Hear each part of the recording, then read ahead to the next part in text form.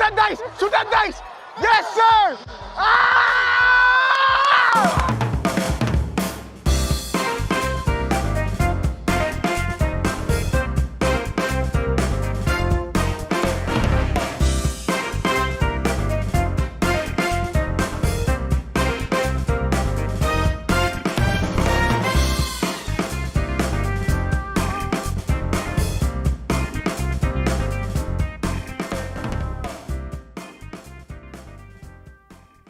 Hello folks, UFL Jim here with the UFL show brought to you by me, UFL Jim, in the UFL show with UFL Jim.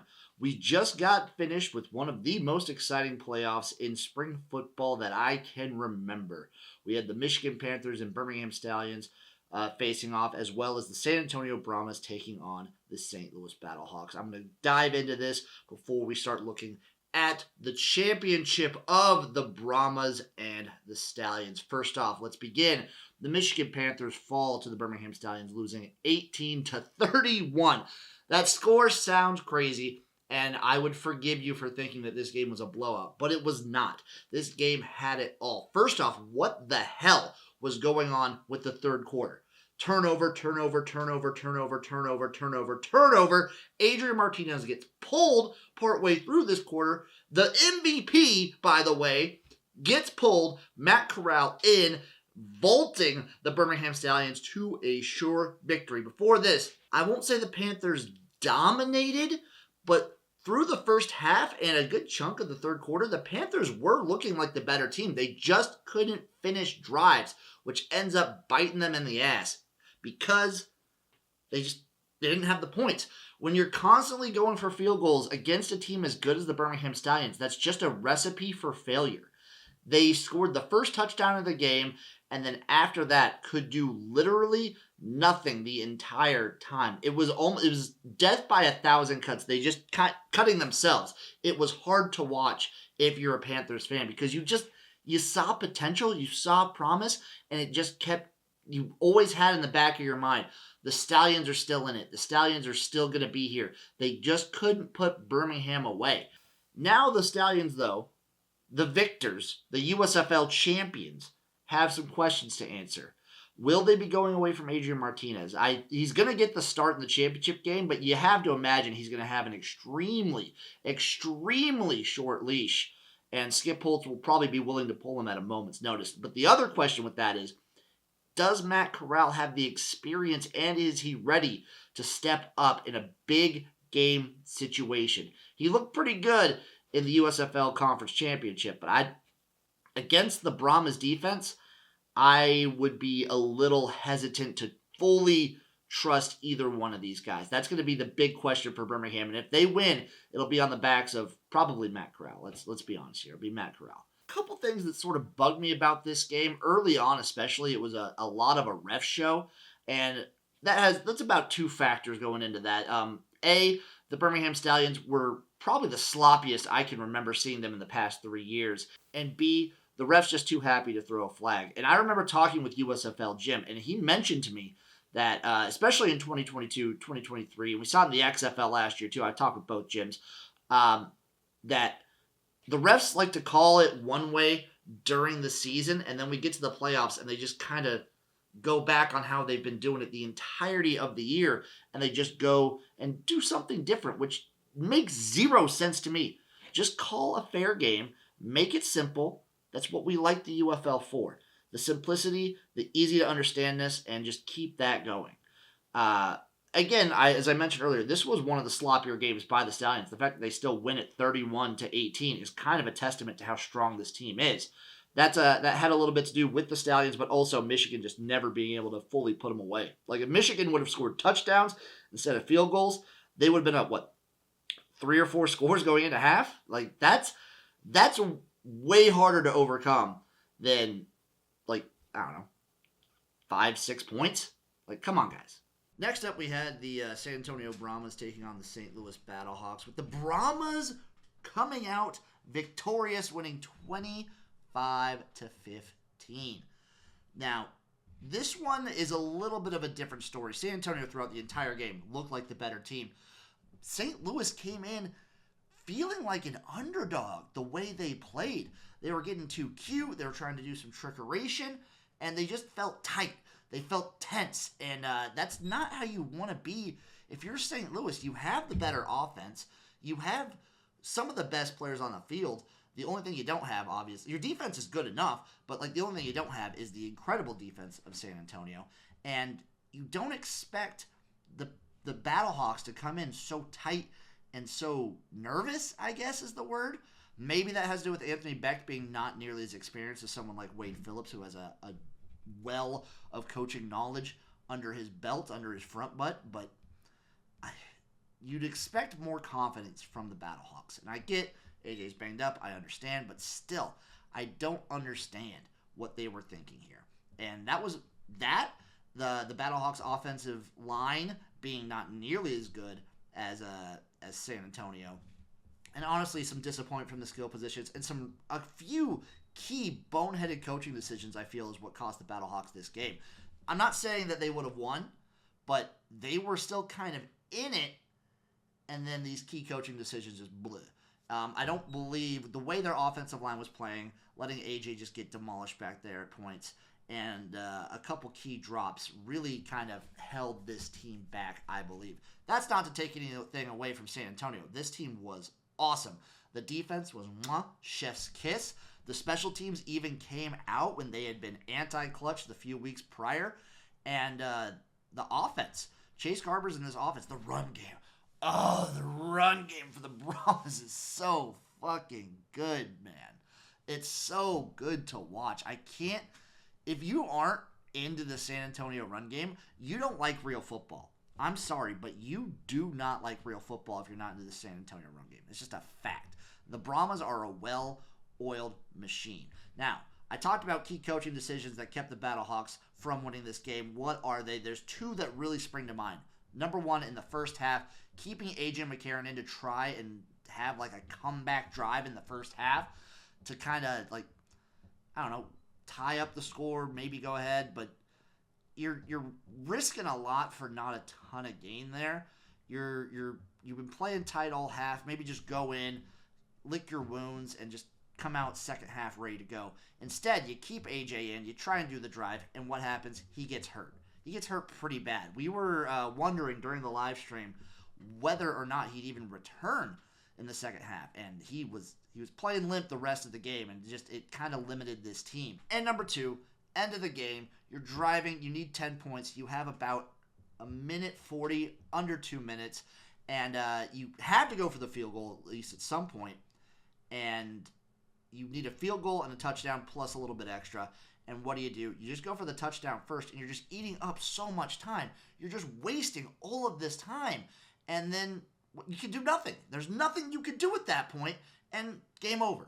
So congratulations, San Antonio. You earned this one. You looked the better team, and I cannot wait to see the Brahmas take on the Stallions. I'm going to be there in St. Louis watching this historic moment unfold. That'll slide us into my post-playoff UFL Jim power ratings. Now, 5 through 8 aren't going to change, obviously, but there's still room for movement on 1 through 4, so let's go. 8, Houston Roughnecks. 7, Memphis Showboats. 6, DC Defenders. 5, Arlington Renegades. Of course, these are all obvious. Everyone knew these were coming. At number 4, it's the Michigan Panthers. You can't give up that kind of lead.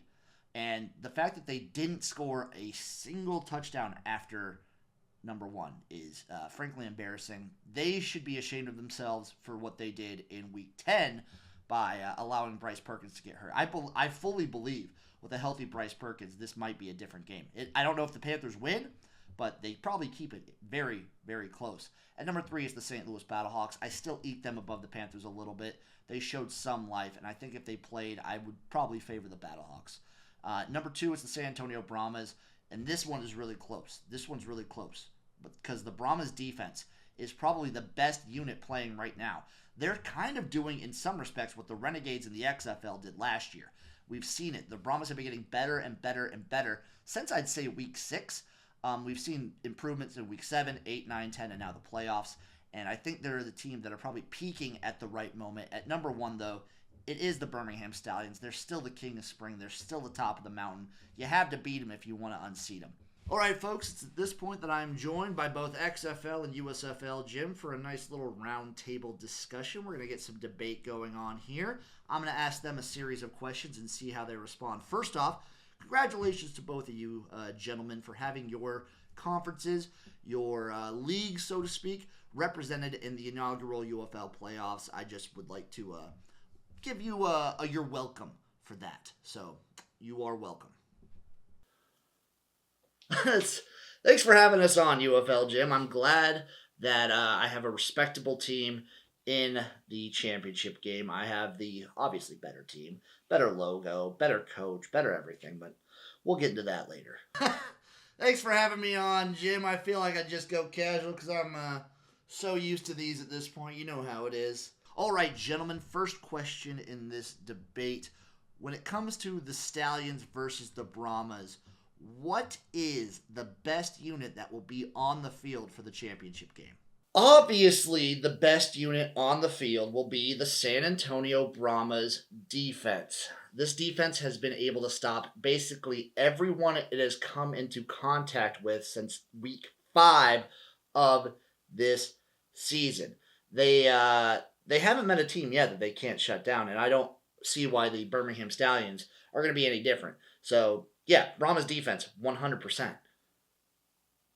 The best unit on the field, it's pretty obvious in my mind. It's got to be the Birmingham Stallions defense. They've been doing it for 3 years now. They just stop everyone who they come up against. Michigan, look how their offense has been cooking. Da-da-da-da-da-da. Then all of a sudden, maybe Bryce Perkins had something to do with it. I doubt it. But the Stallions, stomp them. No touchdowns. None. Get back in there. It's the best unit, not just on the field. It's the best unit in all of spring football. There. I said it. I said what cowards are too afraid to say. All right, boys. Question number 2. Let's settle down a little bit. Who's the better coach out of Wade Phillips or Skip Holtz? And I need reasonings for both. I believe you could make an argument for either one. Jim, sorry, but is this even a real question? The better coach? I don't know. How about the one that's won 2 back-to-back championships in the USFL? The best league to ever be invented and is going for his 3rd? It's Skip Holtz all day and twice on Sunday. What are we doing here? Skip Holtz is so mellowed, so calm, so collected. He is the best coach. Easily. I feel like I'm taking fucking crazy pills answering this question. It's Wade Phillips. This is Wade fucking Phillips we're talking about here. The front butt of legends. This man has more coaching knowledge in his front butt than anyone else in the league has in their entire body. He's a defensive genius. He's going to lead his team to victory, and he has the wisdom of 1,000 sages. Wade Phillips is so much of a better coach than Skip Holtz. It's not even fucking funny. All right, guys. At the end of the day, who's going to be winning the championship MVP? So that's a tough question, Jim. That is a tough one. I think it comes down to which running back has the breakout game for the Brahmas, because I believe their run game will be fantastic. My bet would probably be for McFarland, with how big of a difference maker he's been right now since he's been back. I could very easily see him kind of going over 100 yards again, maybe a touchdown, and then locking up that MVP spot to kind of put the Brahmas into championship status. I'm going to go with McFarland. There's a world where the Stallions maybe stop the run game or focus in on the run game, and I could see Chase Garbers getting it. But I think it's got to be McFarland. I like taking a little shot on Anthony McFarland here for your championship MVP. Championship MVP is a pretty difficult one in my mind. I got to be going Matt Corral here. I think Adrian Martinez gets pulled, and then Matt Corral comes in, saves the day, gives the Stallions another championship MVP and regular season MVP. Guess what? They're just going to keep stacking them up. This team stacks MVPs like other teams stack draft picks. All right, we're getting to the real meat and potatoes questions now. For the winning team, what beverage should they celebrate with? Oh, drink. It's got to be Zoa, right? Like the Miller High Life. It's the nectar of the gods. It's the champagne of beers. It's the best beverage you can have for a championship setting. It's got to be High Life, or else it's nothing. You know, I'm a nostalgic man myself. I'm a sucker for the classics, and it would bring some warmth to my heart to see them celebrate with a nice Bud Light seltzer. You know. Anyway, last question. Who is going to win the inaugural UFL Championship and why? Let me say this. I respect the San Antonio Brahmas for even getting it to this point, but the Birmingham Stallions live in the championship. This is their home. This is where they're comfortable. This is where they expose other teams for the frauds that they are. The Stallions will win a third championship in 3 years, cementing themselves as one of the best dynasties in all of sports. That's just what's gonna happen. And you can say something, he can say something, anyone out there could say something, but the Birmingham Stallions will cement themselves as not just the kings of spring, but the kings of organized sports in general. It's just going to happen. The Stallions win this one 31-24. Easy question. Let me tell you, UFL Jim, and let me tell you, USFL Jim, you fucking snake, the San Antonio Brahmas are going to win the inaugural UFL playoffs. And do you know why? They've already beaten the Stallions once. They have the recipe to do it. I don't care if it's Martinez. I don't care if they didn't play Matt Corral. They're going to do it again because this defense is so fucking hot. They're peaking at the right moment. This team has been on a nice steady incline since week 6, and now they are peaking at this moment. This is what you want to see. The game will be on the Brahmas, baby. And the San Antonio Brahmas are going to win this one 22-19. Book it, fucking read it. I don't care. Brahmas all day. Sorry that my friend's bum league here can't compete. We're just better. Listen here, you slimy piece of shit. It's gonna be San Antonio. Your league fucking sucked. That's why we had to come in and save your ass, okay? God, I can't stand this guy. I can't fucking stand him. I hate this guy. God, he sucks. Get him out. All right, boys, let's settle down. We don't need any arguing as of now. Let's calm down. Let's all agree that this game will be fantastic, amazing, and just leave it at that, okay? Fuck you, thank you. Okay, folks, it's that time of the show where I actually ask you your opinions like it matters. There's a couple questions I have regarding the upcoming UFL Championship, and I'd like to get some clarity, if you know what I mean. So, number one, how annoying do you people out there feel that the Birmingham Stallions fans will be if they win another championship? Because I'm worried. I think they're going to be pretty damn annoying. And all power to them. All power to them. It's creating a fun narrative of the world against Birmingham, but they're going to be annoying. It's just a fact. That's just going to happen. Question number 2 for you guys out there. What do you think the vibes are going to be like around St. Louis for the championship game now that St. Louis, the Battlehawks, have been eliminated? I've seen takes online this week that people are just like, well, I mean, the Battlehawks, the league wanted the Battlehawks in, the WWE. I still think it's going to be an extremely fun time with extremely high vibes myself, but what do you guys think? Third question, who would you pick to be the starter for the Birmingham Stallions? I've seen some Stallions fans flip on the league MVP in Adrian Martinez, even though he has looked pretty dang good for most of the season. He's fallen off quite a bit in these last couple games, but whatever. Or would you pick Matt Corral? He led the team back in the playoff game, and he's got poise, but it's a tough decision for sure. Fourth question, are you guys expecting any kind of ref show? That's something that I have in the back of my mind sort of scratching right here. I'm worried about another potential ref show for the championship game. I don't want to see it. I hope it doesn't happen, but do you think it's a strong possibility or just something that like maybe happens? Probably not. Final question, who would you rather see win and why? I'm obviously biased. I'm invested into the San Antonio Brahmas. For those of you who listen to Spring Fever, XFL Jim, my cohort, all of us Jims are kind of invested on the Brahmas. Obviously, USFL Jim, we know who he wants to win. I'm excited for whoever wins, honestly. I just want to see good football. I want it to be a very exciting, close game with heartbreak involved, with triumphant just victory. I want it to be a great game. I'm expecting it to be a great game.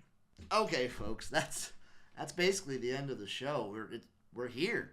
We finally made it to the UFL Championship. The Stallions versus the Brahmas. A dead cow that looks like a vagina versus a horse who has been fucking the league with its horse cock for 3 years now. It's a great battle. Will Adrian Martinez get pulled? Will San Antonio's defense come out victorious? There's so many fun storylines going into it. I cannot wait to get to St. Louis and experience this championship for myself. It's going to be fun. It's going to be amazing. If you're out in St. Louis, feel free to say hi. I will maybe slap you if you ask nicely. And it's just, I'm excited to see all the fans. I'm excited for the atmosphere. And more than anything, I'm excited for the UFL. Thank you all for watching. We've got only one more show of the UFL show with UFL Jim. Until I see you again. God, I love you guys. I can't wait to talk with you after the championship. Kisses. So long. Keep spring football. Thank you. Have a championship weekend.